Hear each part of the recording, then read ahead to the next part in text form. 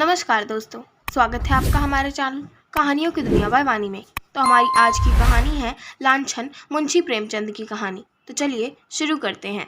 अगर संसार में ऐसा प्राणी होता जिसकी आंखें लोगों के हृदयों के भीतर घुस सकती, तो ऐसे बहुत कम स्त्री पुरुष होंगे जो उसके सामने सीधी आंखें करके ताक सकते। महिला आश्रम की जुगनू बाई के विषय में लोगों की धारणा कुछ ऐसी ही हो गई थी। वह बेपढ़ी लिखी, गरीब, बूढ़ी औरत थी, देखने में बड़ी सरल, बड़ी हंसमुख, लेकिन जैसे किसी चतुर प्रूफ रीडर की निगाह गलतियों ही पर जा पड़ती हैं, उसी तरह उसकी आंखें भी बुराइयों ही पर पहुंच जाती थीं। शहर में ऐसी कोई महिला न थी जिसके विषय में दो चार लुकी छिपी बातें उसे न मालूम हों। उसका ठिगना स्थूल शरीर, सिर के खिचड़ी बाल, गोल मुंह, फूले फूले गाल, छोटी छोटी आंखें उसके स्वभाव की प्रखरता और तेजी पर पर्दा सा डाले रहती थीं। लेकिन जब वह किसी की कुत्सा करने लगती तो उसकी आकृति कठोर हो जाती, आंखें फैल जाती और कंठ स्वर कर्कश हो जाता। उसकी चाल में बिल्लियों का सा संयम था। दबे पांव धीरे धीरे चलती, पर शिकार की आहट पाते ही जस्त मारने को तैयार हो जाती थी। उसका काम था महिला आश्रम में महिलाओं की सेवा टहल करना, पर महिलाएं उसकी सूरत से कांपती थी। उसका आतंक था कि ज्यों ही वह कमरे में कदम रखती, ओठों पर खेलती हुई हंसी जैसे रो पड़ती थी, चहकने वाली आवाजें जैसे बुझ जाती थीं, मानो उनके मुख पर लोगों को अपने पिछले रहस्य अंकित नजर आते हों।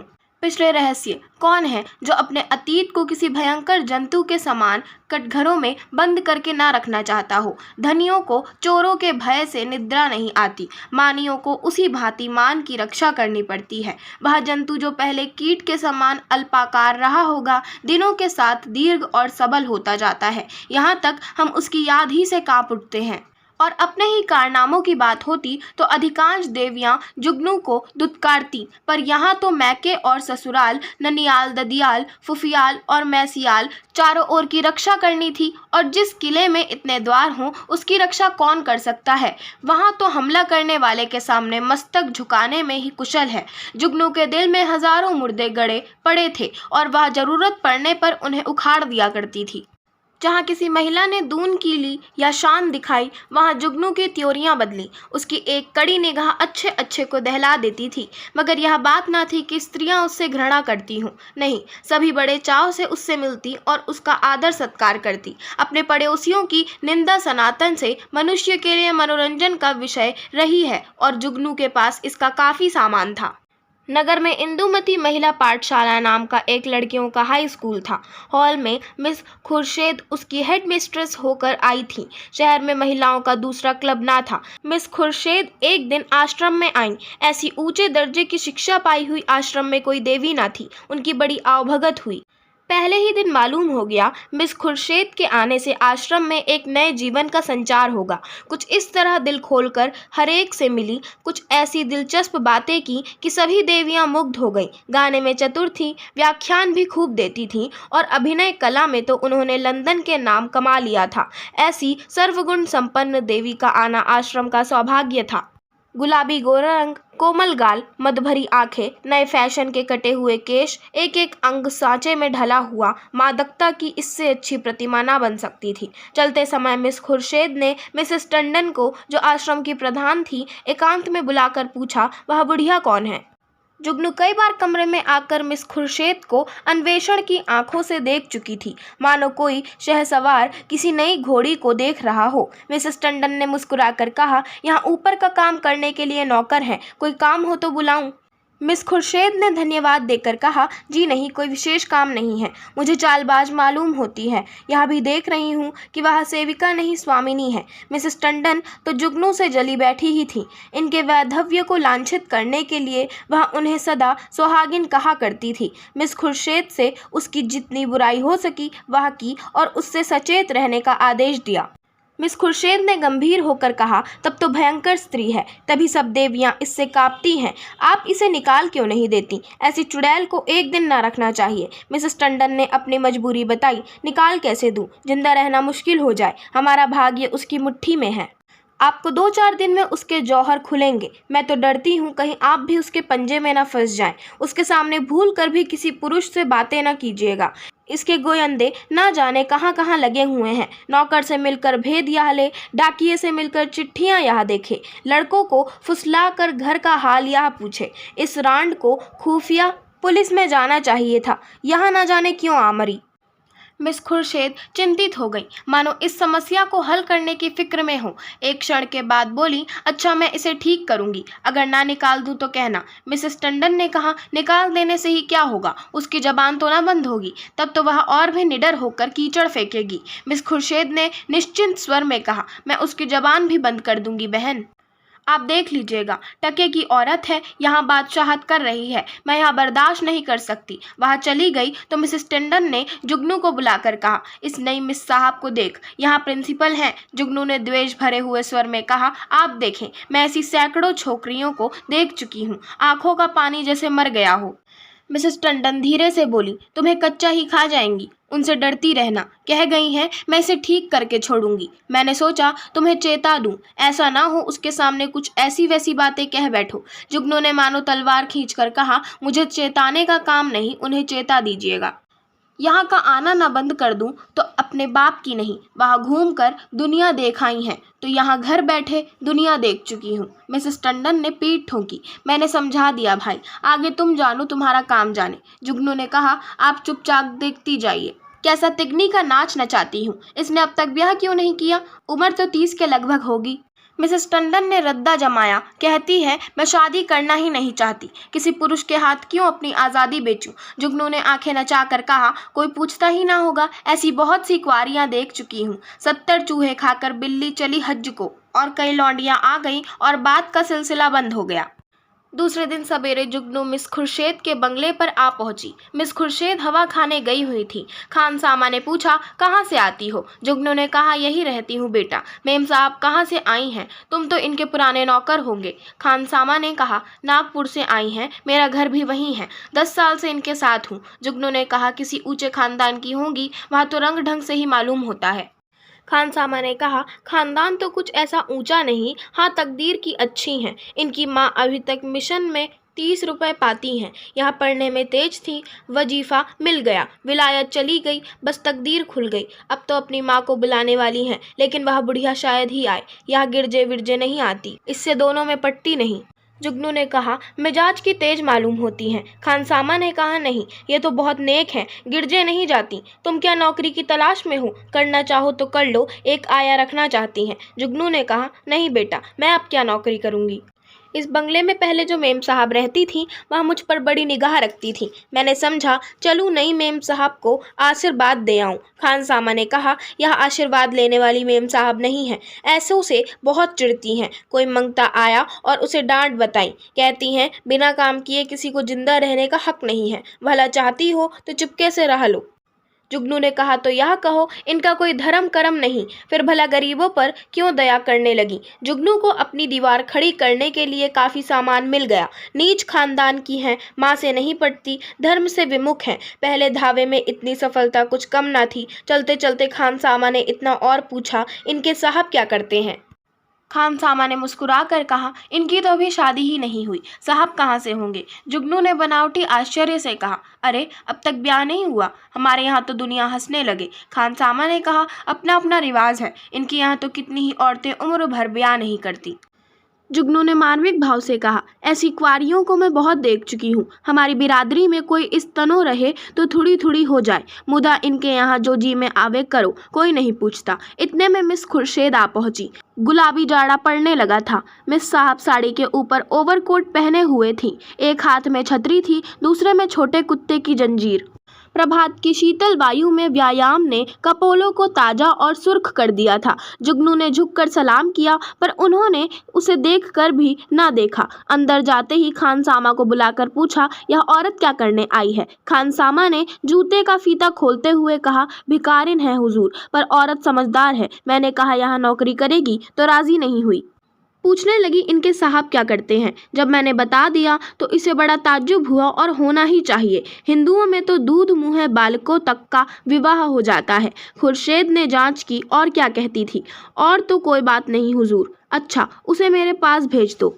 जुगनू ने ज्यों ही कमरे में कदम रखा, मिस खुर्शीद ने कुर्सी से उठकर स्वागत किया। आइए माँ जी, मैं जरा सैर करने चली गई थी। आपके आश्रम में तो सब कुशल है। जुगनू एक कुर्सी का तकिया पकड़कर खड़ी खड़ी बोली। कुशल है मिस साहब। मैंने कहा आपको आशीर्वाद दे आऊं। मैं आपकी चेरी हूँ।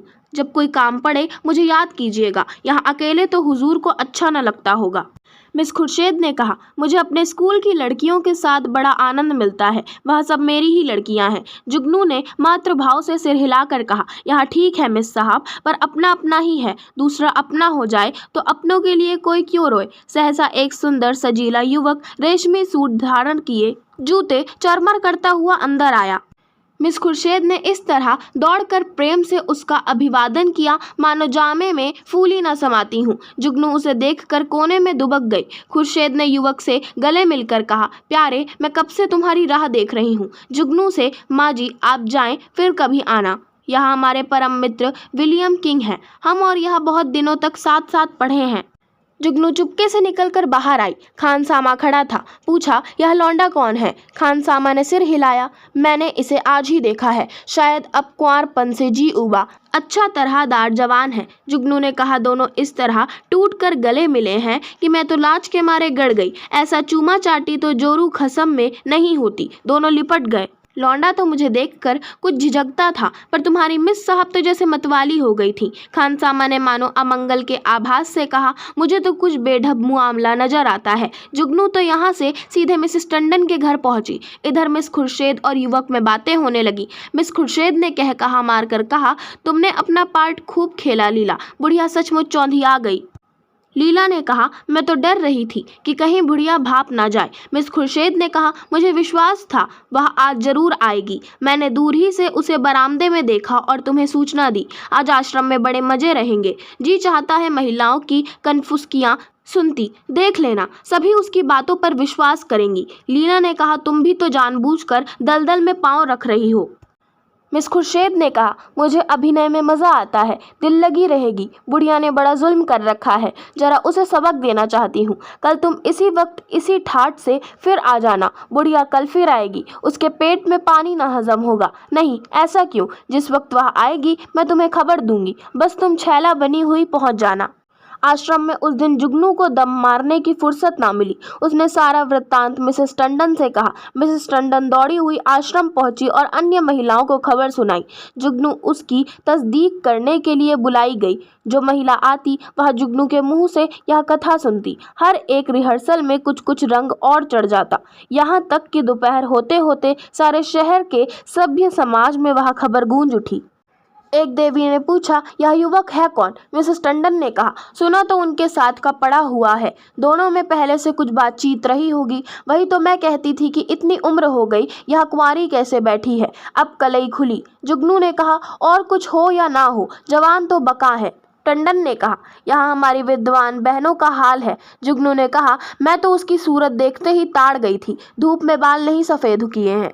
टंडन ने कहा, कल फिर जाना। जुगनू ने कहा, कल नहीं, मैं आज रात ही को जाऊंगी। लेकिन रात को जाने के लिए कोई बहाना जरूरी था। मिसेस टंडन ने आश्रम के लिए एक किताब मंगवा भेजी। रात को 9 बजे जुगनू मिस खुर्शीद के बंगले पर जा पहुंची। संयोग से लीलावती उस वक्त मौजूद थी। बोली, बुढ़िया तो बेतरहा पीछे पड़ गई।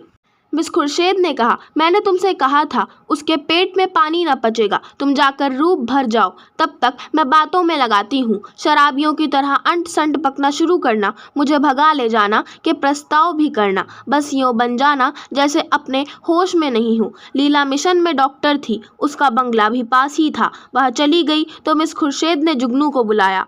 जुगनू ने एक पुर्जा उसको देकर कहा, मिसेस टंडन ने यह किताब मांगी है। मुझे आने में देर हो गई। मैं इस वक्त आपको कष्ट न देती, पर सवेरे ही वह मुझसे मांगेंगी। हजारों रुपए महीने की आमदनी है मिस साहब, मगर एक एक कौड़ी दांत से पकड़ती हैं। इनके द्वारे पर भिखारी को भीख तक नहीं मिलती। मिस खुर्शीद ने पुर्जा देखकर कहा, इस वक्त तो यह किताब नहीं मिल सकती। सुबह ले जाना। तुमसे कुछ बातें करनी है। बैठो, मैं अभी आती हूँ। वह पर्दा उठाकर पीछे के कमरे में चली गई और वहां से कोई 15 मिनट में एक सुंदर रेशमी साड़ी पहने, इत्र में बसी हुई, मुंह पर पाउडर लगाए निकली। जुगनू ने उसे आंखें फाड़ कर देखा। ओहो, यह श्रृंगार! शायद इस समय वह लौंडा आने वाला होगा। तभी यहाँ तैयारियां हैं, नहीं सोने के समय कुंवारियों को बनाओ संवार की क्या जरूरत। जुगनू की नीति में स्त्रियों के श्रृंगार का केवल एक उद्देश्य था, पति को लुभाना, इसलिए सुहागिनों के सिवा श्रृंगार और सभी के लिए वर्जित था। अभी खुर्शीद कुर्सी पर बैठने भी ना पाई थी कि जूतों का चरमर सुनाई दिया और एक क्षण में विलियम किंग ने कमरे में कदम रखा। उसकी आंखें चढ़ी हुई मालूम होती थीं और कपड़ों से शराब की गंध आ रही थी। उसने बेधड़क मिस खुर्शीद को छाती से लगा लिया और बार बार उसके कपोलों के चुम्बन लेने लगा। मिस खुर्शीद ने अपने को उसके करपाश से छुड़ाने की चेष्टा करके कहा, चलो हटो, शराब पीकर आए हो। किंग ने उसे और चिमटा कर कहा, आज तुम्हें पिलाऊंगा प्रिय, तुमको पीना होगा, फिर हम दोनों लिपट कर सोवेंगे। नशे में प्रेम कितना सजीव हो जाता है, इसकी परीक्षा कर लो।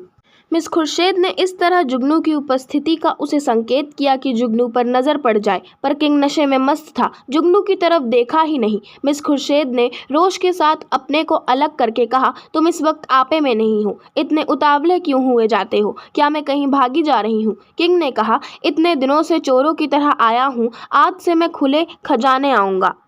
खुर्शीद ने कहा, तुम तो पागल हो रहे हो, देखते नहीं हो कमरे में कौन बैठा हुआ है? किंग ने हकबकाकर जुगनू की तरफ देखा और झिझक कर बोला, यह बुढ़िया यहाँ कब आई? तू यहाँ क्यों आई बुढ़ी शैतान की बच्ची? यहाँ भेद लेने आती है, हमको बदनाम करना चाहती है, मैं तेरा गला घोट दूंगा। ठहर, भागती कहाँ है? मैं तुझे जिंदा ना छोड़ूंगा। जुगनू बिल्ली की तरह कमरे से निकली और सिर पर पांव रखकर भागी। उधर कमरे से कह कहे उठ उठकर छत को हिलाने लगे। जुगनू उसी वक्त मिसेस टंडन के घर पहुंची। उसके पेट में बुलबुले उठ रहे थे, पर मिसेस टंडन सो गई थी। वहां से निराश होकर उसने कई दूसरे घरों की कुंडी खटखटाई, पर कोई द्वार न खुला और दुखिया को सारी रात इसी तरह काटनी पड़ी, मानो कोई रोता हुआ बच्चा गोद में हो। प्रातःकाल वह आश्रम में जा कूदी। कोई आधा घंटा में मिसेस टंडन भी आई। उन्हें देखकर उसने मुंह फेर लिया। मिसेस टंडन ने पूछा, रात क्या तुम मेरे घर आई थी? इस वक्त मुझसे महाराज ने कहा। जुगनू ने विरक्त भाव से कहा, प्यासा ही तो कुएं के पास जाता है, कुआं थोड़े ही प्यासे के पास आता है। मुझे आग में झोंक कर आप दूर हट गईं। भगवान ने मेरी रक्षा की, नहीं कल जान ही गई थी। मिसेस टंडन ने उत्सुकता से कहा, क्या हुआ? क्या कुछ कहो तो, मुझे तुमने जगा क्यों नहीं लिया? तुम तो जानती हो मेरी आदत सवेरे सो जाने की है। महाराज ने घर में घुसने ही ना दिया, जगा कैसे लेती? आपको इतना तो सोचना चाहिए था कि वह वहाँ गई है तो आती होगी, घड़ी भर बाद ही सोती तो क्या बिगड़ जाता, पर आपको किसी की क्या परवाह।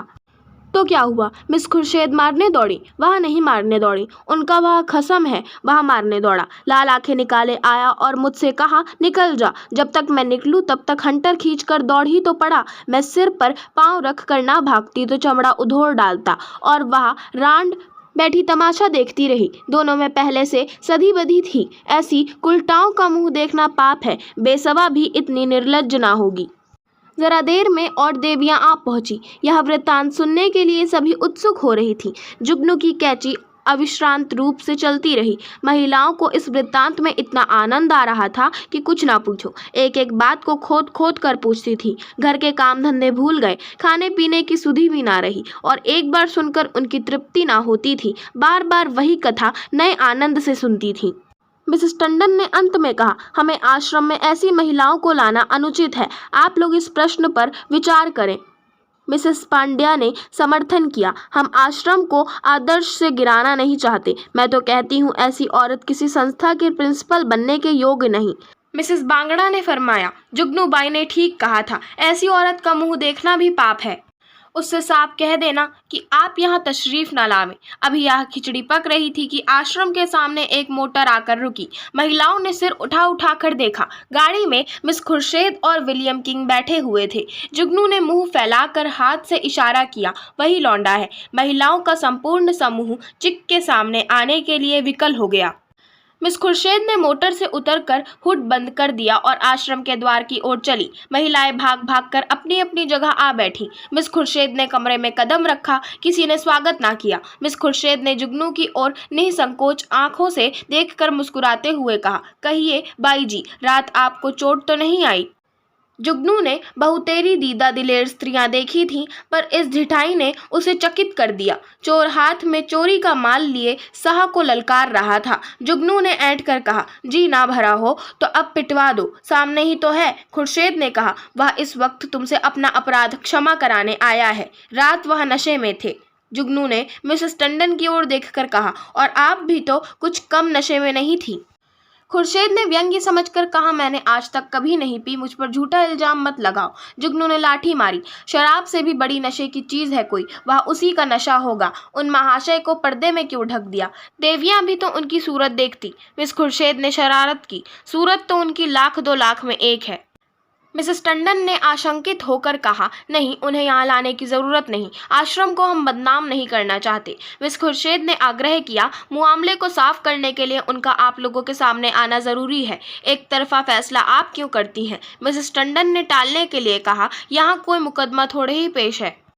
मिस खुर्शीद ने कहा, वाह, मेरी इज्जत में बट्टा लगा जा रहा है और आप कहती हैं कोई मुकदमा नहीं है। मिस्टर किंग आएंगे और आपको उनका बयान सुनना होगा। मिसेस टंडन को छोड़कर और सभी महिलाएं किंग को देखने के लिए उत्सुक थी। किसी ने विरोध न किया। खुर्शीद ने द्वार पर आकर ऊंची आवाज से कहा, तुम जरा यहाँ चले आओ। हुड खुला और मिस लीलावती रेशमी साड़ी पहने मुस्कुराती हुई निकल आईं। आश्रम में सन्नाटा छा गया। देवियां विस्मित आंखों से लीलावती को देखने लगी। जुगनू ने आंखें चमकाकर कहा, उन्हें कहाँ छिपा दिया आपने? खुर्शीद ने कहा, छूमंतर से उड़ गए, जाकर गाड़ी देख लो। जुगनू लपक कर गाड़ी के पास गई और खूब देख भाल कर कर मुंह लटकाए हुए लौटी। मिस खुर्शीद ने पूछा, क्या हुआ, मिला कोई? जुगनू ने कहा, मैं यह तिरिया चरित्र क्या जानूं। लीलावती को गौर से देखकर और मर्दों को साड़ी पहनाकर आंखों में धूल झोंक रही हो, यही तो है वह रात वाले साहब। खुर्शीद ने कहा, खूब पहचानती हो? जुगनू ने कहा, हाँ हाँ, क्या अंधी हूँ? मिसेस टंडन ने कहा, क्या पागलों सी बातें करती हो जुगनू, यहाँ तो डॉक्टर लीलावती हैं। जुगनू ने कहा उंगली चमकाकर, चलिए चलिए, लीलावती हैं, साड़ी पहनकर औरत बनते लाज भी नहीं आती। तुम रात को इनके घर नहीं थे? लीलावती ने विनोद भाव से कहा। मैं कब इनकार कर रही हूँ? इस वक्त लीलावती हूँ, रात को विलियम किंग बन जाती हूँ, इसमें बात ही क्या है? देवियों को अब यथार्थ की लालिमा दिखाई दी। चारों तरफ क्या कहे पड़ने लगे। कोई तालियां बजाती थी, कोई डॉक्टर लीलावती की गर्दन से लिपट जाती थी, कोई मिस खुर्शीद की पीठ पर थपकियां देती थी। कई मिनट तक हू हक मचता रहा। जुगनू का मुंह उस लालिमा में बिल्कुल जरा सा निकल आया, जबान बंद हो गई। ऐसा चरका उसने कभी ना खाया था, इतनी जलील कभी ना हुई थी। मिसेस मेहरा ने डांट बताई, अब बोलो दाई, लगी मुंह में कालिख की नहीं। मिसेस बांगड़ा ने कहा, इसी तरह सबको बदनाम करती है। लीलावती ने कहा, आप लोग भी तो जो यह कहती हैं उस पर विश्वास कर लेती है। इस हरबोंग में जुगनू को किसी ने जाते ना देखा। अपने सिर पर यह तूफान उठते देखकर उसे चुपके से सरक जाने में ही अपनी कुशल मालूम हुई। पीछे के द्वार से निकली और गलियों गलियों भागी। मिस खुर्शीद ने कहा, जरा उससे पूछो मेरे पीछे क्यों पड़ गई थी। मिसेस टंडन ने पुकारा, पर जुगनू कहाँ? तलाश होने लगी। जुगनू गायब। उस दिन से शहर में फिर किसी ने जुगनू की सूरत नहीं देखी। आश्रम के इतिहास में यह मामला आज भी उल्लेख और मनोरंजन का विषय बना हुआ है। आशा करती हूँ आपको हमारी आज की कहानी लांछन पसंद आई होगी। अगर आपको हमारी आज की कहानी पसंद आई हो तो हमारे चैनल को सब्सक्राइब करें, वीडियो को लाइक करें और बेल आइकन दबाना ना भूलें। धन्यवाद।